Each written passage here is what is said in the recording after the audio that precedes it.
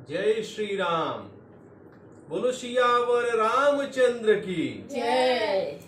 श्री रामचरितमानस बालकांड दोहा क्रमांक 160 से। कपट बोरी बानी मृदुल बोले जुगुति समेत। श्री गणेशाय नमः। श्री जानकी वल्लभो विजय। जय श्री राम। कपट बोरी बानी मृदुल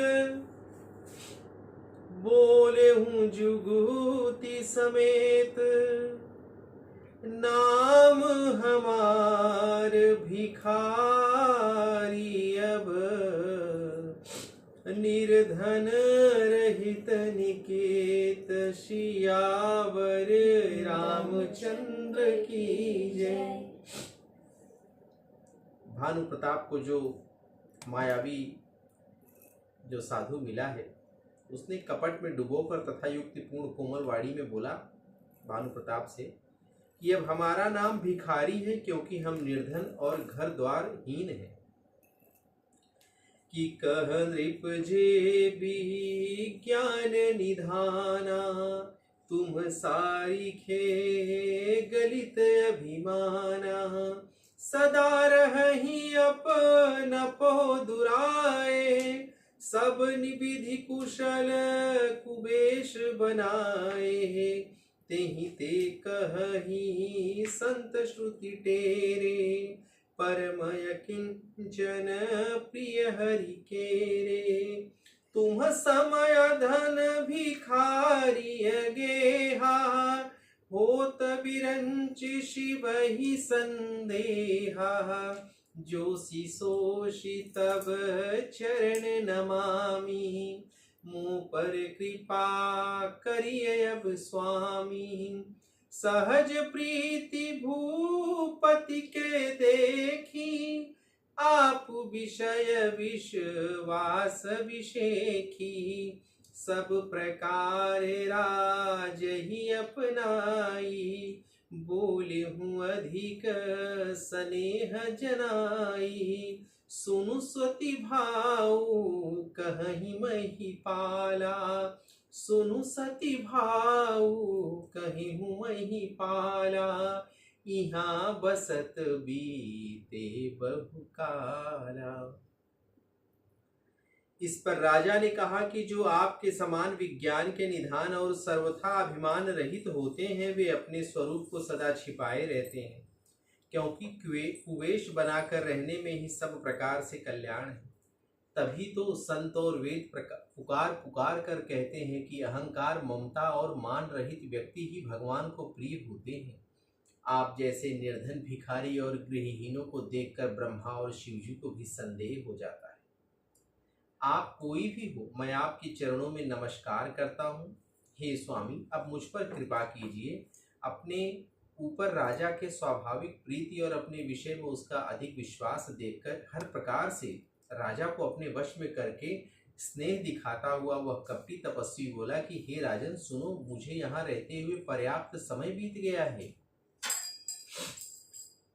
अब लगी मोही न मिले को, मैं न जनावहूँ काहू।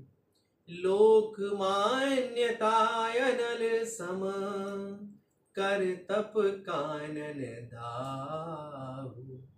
कि मुझसे अब तक कोई नहीं मिला और मैं भी अपने विषय में किसी को बताता नहीं हूँ, क्योंकि लोक प्रतिष्ठा अग्नि के समान है, जो तप रूपी वन को भस्म कर डालती है।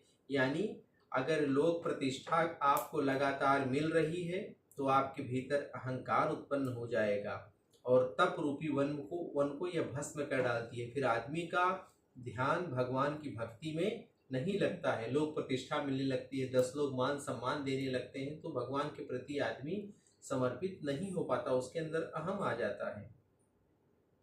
सोरठा। तुलसी देखी सुबेशु, भूलहि मूढ़न चतुर नर। सुंदर के की पेखु, बचन सुधा समय सनयहि। गोस्वामी तुलसीदास जी कहते हैं कि सुंदर वेश देखकर मूढ़ ही नहीं अपितु बुद्धिमान व्यक्ति भी धोखा खा जाते हैं। सुंदर मोर को तो देखो, उसका वचन अमृत के समान है और उसका आहार सांप है। यानी मोर कितना सुंदर है, उसका वचन अमृत के समान है जो बोलता है वो, लेकिन उसका आहार क्या है? सर्प। इसलिए सुंदरता देखकर मोहित नहीं होना। ताते गुपुत रहूं जग माही, हरि तज किमपि प्रयोजन नाही। प्रभु जानत सब बिनहि जनाए, कहूँ कवनी सिधि लोक रिझाए। तुम सुचि सुमति परम प्रिय मोरे, प्रीति प्रतीति मुहि पर तोरे। अब जो तात दुरावहु तोहि, दारुण दोष घटहि अति मोहि।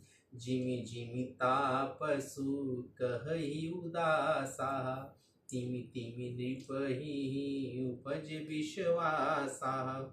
देखा स्ववश करम मन बानी, तब बोला तापस भग ध्यानी। कि नाम हमार एक तनु भाई, सुनि नृप बोले हूँ पुनि सिरुनाई। कहु नाम कर अर्थ बखानी, मोहि सेवक यति आपन जानी। कपटी तपस्वी बोला, इसलिए मैं छिपकर रहता हूँ, भगवान को छोड़कर अन्य किसी से मेरा कोई प्रयोजन नहीं है। प्रभु सब जानते हैं, फिर संसार को रिझाने से क्या सिद्धि मिलेगी। तुम पवित्र और सुंदर बुद्धि वाले हो राजन, इसलिए मुझे बहुत ही प्रिय हो और तुम्हारी भी मुझ पर प्रीति और विश्वास है। अतः अब यदि मैं तुमसे कुछ छिपाता हूं तो मुझे भयानक दोष लगेगा। कैसी माया भरी बातें कर रहा है। ज्यों ज्यों वह तपस्वी उदासीनता की बातें करता था, त्यों तो राजा का उस पर विश्वास बढ़ता जाता था। जब उस कपटी मुनि ने राजा को मन, कर्म और वचन से अपने वश में कर लिया, तब वह बोला कि हे भाई, हमारा नाम एक तनु है। यह सुनकर राजा ने पुनः सिर नवाकर कहा, मुझे अपना सेवक जानकर अपने नाम का अर्थ बताएं।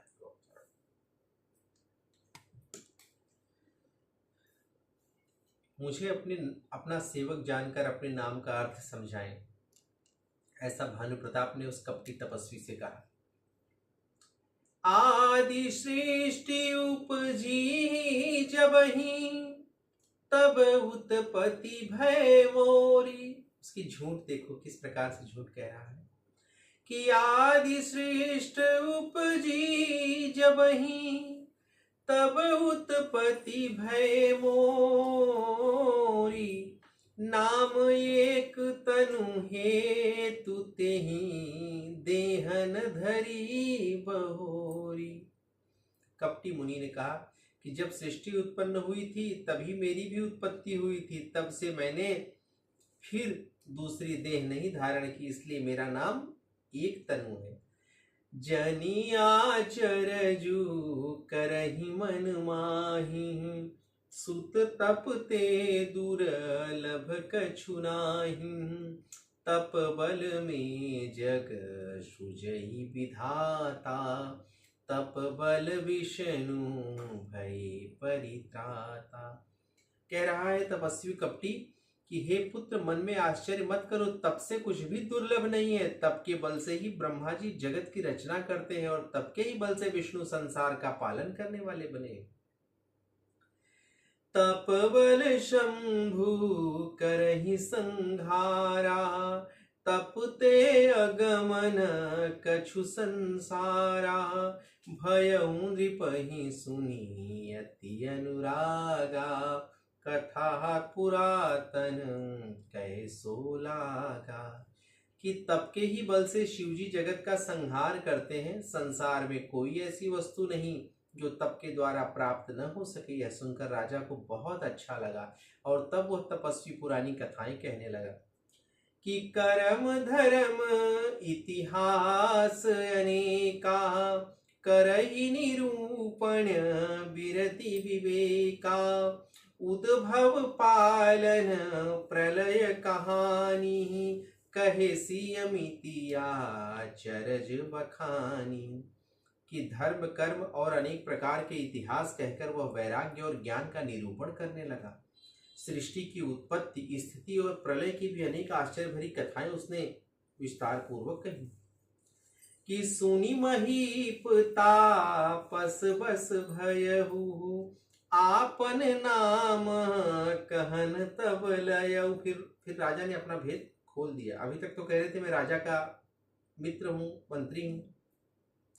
कि सुनी महीप तापस बस भयहु, आपन नाम कहन तब लयहु। कह तापस नृप जानहु तोहि, कीन्हेहु कपट लाग भल मोहि। कि जब राजा सब सुनकर उस तपस्वी के वश में हो गए तो वह उसे अपना नाम बताने लगे। तपस्वी बोला, राजन मैं तुम्हें जानता हूं, तुमने मुझसे कपट किया वह मुझे अच्छा लगा। जो तुमने झूठ बताया कि मैं राजा नहीं, मुझे अच्छा लगा, मैं तुम्हें जानता हूं। सोरठा। सुनु महिषयति नीति, जहाँ तह नाम न कहि नृप। मोहि तोहि परयति, प्रीति सोई चतुरता विचारी तव। कि हे राजन सुनो, ऐसी नीति है कि राजा लोग हर कहीं अपना नाम नहीं बताते। तुम्हारी यही चतुराई जानकर मुझे तुमसे प्रेम हो गया है। कि नाम तुम्हार प्रताप दिनेशा, सत्य केतु तब पिता नरेशा। गुरु प्रसाद सब जानिय राजा, कही नयापन जानिय काजा। कि तुम्हारा नाम प्रताप भानु है और महाराजा सत्य केतु तुम्हारे पिता थे। हे राजन, गुरु कृपा से मैं यह सब जानता हूं, पर अपनी हानि समझकर कुछ कहता नहीं। कि देखि तात तब सहज सुधाई, प्रीति प्रतीति नीति निपुनाई। उपजी परी ममता मन मोरे, कहूँ कथा निज पूछे तोरे। अस प्रसन्न मैं संशय नाही, मागु जो भूप भाव मन माही। सुनि सुबचन भूपति हर्षाना, गही पद विनय कीन्ह विधि नाना। कि हे तात, तुम्हारी स्वाभाविक सरलता, प्रेम, विश्वास और नीति निपुणता देखकर मेरे मन में तुम्हारे प्रति ममता उत्पन्न हो गई, इसलिए मैं तुम्हें अपनी कथा सुनाता हूं। अब मैं प्रसन्न हूं, इसमें संदेह न करना। हे राजन, जो तुम्हारे मन को प्रिय लगे वही मांग लो। ऐसे सुंदर वचन सुनकर राजा प्रसन्न हो गया और मुनि के पैर पकड़कर अनेक प्रकार से विनती की। कृपा सिंधु मुनि दर्शन तोरे, चारि पदार्थ कर तल मोरे। प्रभु ही तथापि प्रसन्न विलोकी, मागी अगम बर हो अशोकी। कि हे मुनि, आपके दर्शन से ही मुझे अर्थ धर्म काम और मोक्ष प्राप्त हो गए हैं, फिर भी आपको प्रसन्न देखकर मैं दुर्लभ वर मांगकर क्यों न शोक रहित हो जाऊं। कि जरा मरण दुख रहित तनु, समर जिते जनी को। एक छत्र रिपुहीन मही, राज कल्प शत हो सियावर रामचंद्र की जय। कि हे मुनि, मेरा शरीर वृद्धावस्था, मृत्यु और दुख से रहित हो जाए, मुझे युद्ध में कोई जीत न सके और पृथ्वी पर मेरा 100 कल्प तक एक छत्र अकंटक राज्य हो, ऐसा मुझे वरदान दीजिए। कहता पस नृप ऐसे ही हो, कारण एक कठिन सुनु सो। कालऊ तुअ पद नाई हसीशा, एक विप्र कुल छाड़ी महिषा। तप बल विप्र सदा बरियारा, तिन्हके कोप न को रखवारा। जो विप्रन बस करहु नरेशा, तो तुअ बस विधि विष्णु महेशा। वो कपटी मुनि है, किंतु उसकी बातें भगवान के प्रति सत्यता व्यक्त करती हैं, अर्थात संदेश है। तपस्वी बोला, हे राजन, ऐसा ही होगा, पर एक कठिनाई है, उसे भी जान लो। केवल ब्राह्मण कुल को छोड़कर काल भी तुम्हारे चरणों में सिर झुकाएगा, अतः ब्राह्मणों को छोड़कर। कि तपबल विप्र सदा बरिहारा, तिन्हके कोप न को रखवारा।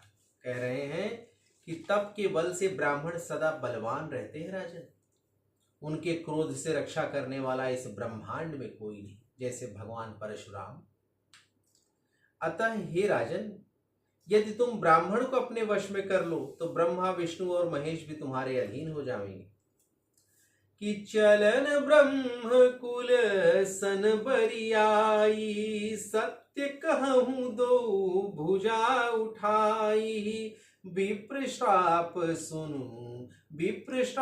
बिनु सुनु महिपाला, तोर नास नहीं कवने काला। हर्षिहु राउ बचन सुनितासु, नाथन होई मोर अब नासु। तब प्रसाद प्रभु कृपा निधाना, मो कहूँ सर्व काल कल्याणा। कि ब्राह्मण कुल से जोर जबरदस्ती नहीं चल सकती। मैं अपनी दोनों भुजाएं उठाकर सत्य कहता हूँ राजन, ब्राह्मणों के श्राप बिना तुम्हारा नाश कभी नहीं होगा। राजा उसके वचन सुनकर मन में बड़ा प्रसन्न हुआ और बोला, हे भगवान, अब मेरी अहित नहीं हो सकता, अब आपकी कृपा से मेरा सदा कल्याण होगा। एवमस्तु कही कपट मुनि, बोला कुटिल बहोरी। मिलब हमार भुलाब जिन, कहु त हम ही न खोरी। एवमस्तु कहकर वह कपटी मुनि बोला कि यदि तुम मेरे मिलने तथा मेरे राह भूल जाने की बात किसी को कह दोगे तो इसमें हमारा कोई दोष नहीं है, यह मिथ्या हो जाएगा। किसी को बताना मत इस मिलन के बारे में। ताते मैं तुही पर जऊं राजा, कहे कथा तब परमय काजा। छठे श्रवण यह परत कहानी, नास तुम्हार सत्य मम वाणी। यह प्रगटे अथवा द्विज श्रापा, नाश तोर सुनु भानु प्रतापा। आन उपाय निधन तब नाही, जो हरिहर को मन माही। कि राजन, मैं तुम्हें इसलिए मना करता हूं कि इस प्रसंग को कहने से तुम्हारी हानि होगी। छठवें कान में यह बात पढ़ते ही तुम्हारा नाश हो जाएगा। यह मेरा वचन सत्य समझ लेना। हे प्रताप भानु, सुनो, इस बात के प्रकट करने से अथवा ब्राह्मणों के श्राप से ही तुम्हारा नाश होगा। अन्य किसी उपाय से चाहे ब्रह्मा और शंकर भी क्रोध करें तुम्हारी मृत्यु नहीं होगी। राजा ने मुनि के चरण पकड़कर कहा कि हे स्वामी, सत्य है, ब्राह्मण और गुरु के क्रोध से कौन रक्षा कर सकता है। यदि ब्रह्मा भी क्रोध करे तो गुरु बचा लेते हैं, पर गुरु से विरोध करने पर तो संसार में कोई बचाने वाला नहीं। कि जौन कि सत्यनाथ पद गहि नृप भाषा, द्विज गुरु कोप कहूँ को राखा। राखई गुरु जो कोप विधाता, गुरु विरोध नहीं को जग त्राता। कि जो न चलब हम कहे तुम्हारे, हो नाश नहीं सोच हमारे। एक ही डर डर पत मन मोरा, प्रभु मही देव श्राप अति घोरा। कि यदि मैं आपके कहे अनुसार नहीं चलूंगा तो भले ही मेरा नाश हो जाए, मुझे उसकी चिंता नहीं है। मेरा मन तो केवल एक ही कारण से डर रहा है कि ब्राह्मणों का श्राप बड़ा भयानक होता है। हो ही विप्रवश कवन विधि, कहूँ कृपा करी सो। तुम तज दीन दयाल निज, ही तु न देखऊँ को। कि ब्राह्मण किस प्रकार से वश में हो सकते हैं, कृपा करके मुझे यह भी बतलाइए। हे दीन दयालु, आपको छोड़कर अपना हितैषी नहीं दिखता। कि सुन नृप विविध जतन जग माही, काष्टु साध्य पुनि होई कि नाही। अहै एक यति सुगम उपाय, ताहा परंतु एक कठिनाई। अस ममयाधीन जुगृत नृप सोई, मोर जाब तब नगर न होई। आजु लगे अरु जब ते भयहूँ, काहू के गृह राम नहीं गय। जो न जाऊं तब होई अकाजू, बनाया यस मंजस आज। सुनि महेश बोले मृदु बानी, नाथ निगमय सिनीत बखान। बड़ स्नेह लघु नहीं पर करही, गिर निज सिरनि सदा तृण धरही। जलधि अगाध मोल बह फेन, संतत धरणी धरत सिर रेणु। तपस्वी बोला, राजन संसार में उपाय तो अनेक हैं, पर वे कष्ट साध्य हैं और उनकी सफलता भी निश्चित नहीं है। हाँ, एक उपाय अत्यंत सहज है, परंतु उसमें भी एक कठिनाई है। यह युक्ति मुझे पता है, पर मैं तुम्हारे नगर में नहीं जा सकता। जब से पैदा हुआ हूं तब से आज तक मैं किसी के घर अथवा गांव नहीं गया, परंतु यदि मैं नहीं जाता हूं तो तुम्हारा काम बिगड़ता है। यह बड़ा असमंजस है। यह सुनकर राजा बोला, हे नाथ, वेदों में ऐसी नीति है कि बड़े लोग छोटों पर स्नेह करते हैं। पर्वत अपने सिरों पर घास धारण किए रहता है, समुद्र अपने मस्तक पर फेन को धारण करता है, और धरती अपने सिर पर सदा धूल को धारण किए रहती है। नाथ, आप मुझ पर दया करें। आस कही गहे नरेश पद, स्वामी हो हूँ कृपाल। मोहि लागी दुख सही प्रभु, सज्जन दीन दयाल। ऐसा कहकर राजा ने मुनि के चरण पकड़ लिए और कहा, हे स्वामी, कृपा कीजिए। आप संत शिरोमणि हैं, दीनों पर कृपा करने वाले हैं, अतः हे प्रभु, मेरे लिए इतना कष्ट अवश्य करें। कि जानी नृपहि आपन अधीना, बोला तापस कपट प्रवीणा। सत्य कहूँ भूपति सुन तो ही, जग नाहिन दुर्लभ कछु मोहि। अवसि काज मैं करिहूँ तोरा, मन तन बचन भगत तय मोरा। जोग जुगति तप तंत्र प्रभाव, फलहि तभई जब करिय दुरा। जो नरेश मैं करहूँ रसोई, तुम परोसु हूँ मोहि। तुम परुसहु मोहि जान न कोई। अन्न सुजोई जोई भोजन करिन, सोई सोई तब आयसु अनुसर। पुनि तिन्ह के गृह जेवहि जो, तब बस होई भूप सुन सो। जाई उपाय रचऊ नृप एहूँ, संबत भरि संकल्प करेहूँ।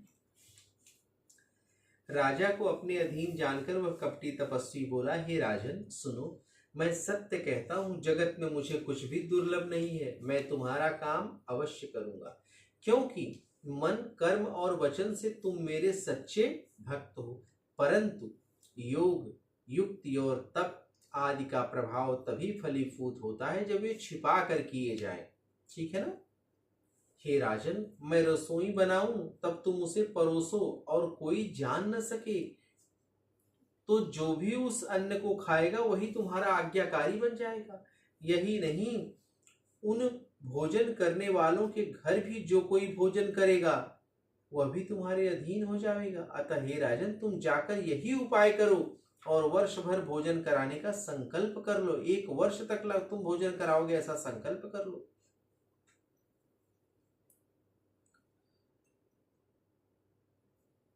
नित नूतन द्विज सहर्ष सत, बरेहु सहित परिवार। मैं तुम्हारे संकल्प लगी, दीन ही करीब जनिवार। कि मैं तुम्हारे संकल्प लगी, दीन ही करब जीवनार। कि नित्य 1 लाख ब्राह्मणों को कुटुंब सहित निमंत्रित करना। मैं तुम्हारे संकल्प काल तक अर्थात 1 वर्ष तक प्रतिदिन भोजन बना दिया करूंगा। नित्य 1 लाख ब्राह्मणों का आमंत्रित कर, कुटुंब सहित।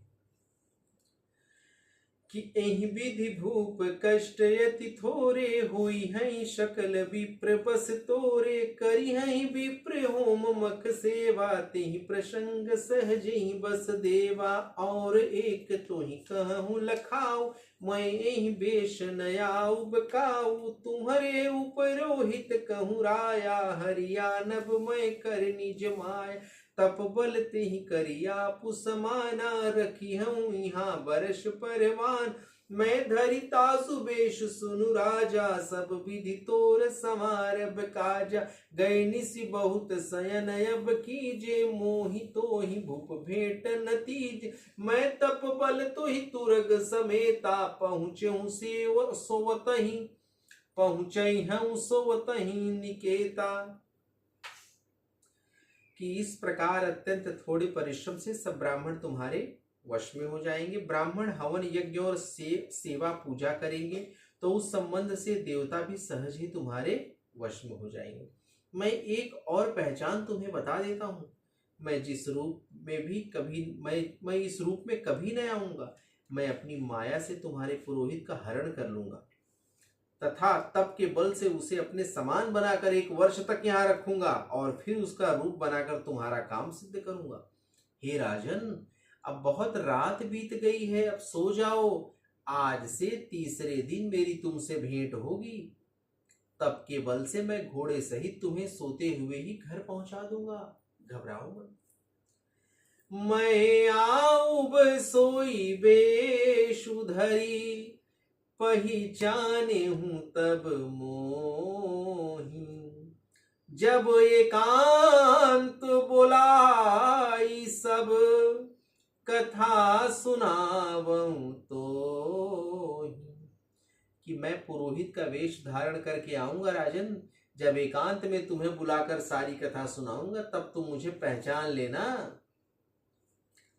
कि शयन कीन्ह नृप आय सुमानी, आसन जाई बैठ छल ज्ञानी। क्षमित भूप निद्रायति आई, सो किमि सोव सोच अधिकाय। काल केतु निश्चर तह आवा, जेहि सुकर होई नृपहि भुलाव। परम मित्र तापस नृप केरा, जानिय सोवति कपट घनेरा। तेहि के सत सुत अरु 10 भाई, खलयति अजय देव दुखदाई। प्रथम ही भूप समर सब मारे, विप्र संत सुर देखि दुखारे। तेहि खल पाछिल बयरु समारा, तापस नृप मिलि मंत्र विचारा। जेहि रिपु क्षय सोई रचने उपाऊ, भावी बस न जान कछुराऊ। राजा उस कपटी तपस्वी की आज्ञा मानकर सो गया। वह कपटी आसन पर जा बैठा। राजा थका हुआ था, उसे गहरी निद्रा आ गई। पर वह कपटी नहीं सो सका। उसे तो चिंता हो रही थी। उसी समय वहां काल केतु राक्षस आया, जिसने सुअर बनकर राजा को भटकाया था। वह सुअर तपस्वी राजा का मित्र था और छल कपट करना जानता था। उसके 100 पुत्र और 10 भाई थे, जो बड़े ही दुष्ट, किसी के द्वारा न जीते जाने वाले और देवताओं को दुख देने वाले थे। ब्राह्मणों, संतों और देवताओं को दुखी देखकर राजा भानु प्रताप ने उन सबको युद्ध में मार डाला था। उस दुष्ट ने पिछला वैर याद करके तपस्वी राजा से मिलकर षड्यंत्र किया और जिस प्रकार शत्रु का नाश हो वही उपाय रचा। भावी वश राजा प्रताप भानु कुछ भी न समझ सका। रिपु तेजसी अकेले अपि लघु, करिय गनीयन ताहू। अजहु देत दुख रवि शशि, सिर अवशेषित त्राहु। तेजस्वी शत्रु अकेला भी हो तो भी उसे छोटा नहीं समझना चाहिए, क्योंकि उस जिसका सिर मात्र बचा था वह राहु भी आज तक सूर्य चंद्रमा को दुख दे रहा है। इसलिए शत्रु को कभी छोटा कि तापस नृप निज सखहि निहारी, हर्षि मिले ऊँठी भयहु सुखारी। मित्र ही कही सब कथा सुनाई, जातु धान बोला सुख पाय। अब साधे नृप सुनहु नरेशा, जो तुम कीन मोर उपदेशा। परिहरि सोच रहु तुम सोय, बिनु औषध बियादि विधि कोई। कुल समेत रिपु मूल बहाय, चौथे दिवस मिलब मैं आय। तापस नृप ही बहुत परितोषी, चला महाकपटी अतिरोषी। भानु प्रताप ही बाजी समेता, पहुँचायसि छन माझ निकेता। नृप ही नारी पहि शयन कराई, हाय गृह बांधे सी बाजी बनाई। तपस्वी राजा अपने मित्र को देखकर प्रसन्न होकर मिला और सुखी हुआ। उसने अपने मित्र को सब कथा कह सुनाई। तब राक्षस प्रसन्न होकर बोला कि हे राजन सुनो, जब तुमने मेरे कहे अनुसार इतना काम कर लिया तो समझ लो कि शत्रु मेरे वश में हो गया है। अब तुम चिंता त्याग कर सो जाओ। विधाता ने बिना ही दवा के रोग दूर कर दिया।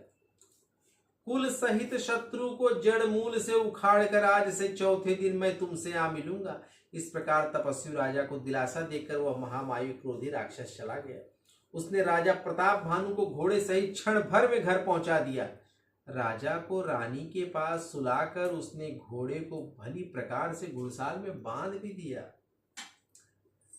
राजा के उपरोहित ही हरि लय गयऊं बहोरी। लय राखे गिरि खोह महू, माया करियति भोर सियावर। रामचंद्र की जय। जय श्री राम। आज एकादशी का दिन है, भगवान की कथा हो रही है। अब यहाँ से 171वें दोहे से कल, यहाँ से आगे का भाग कल कहेंगे। जय श्री राम। हर हर महादेव।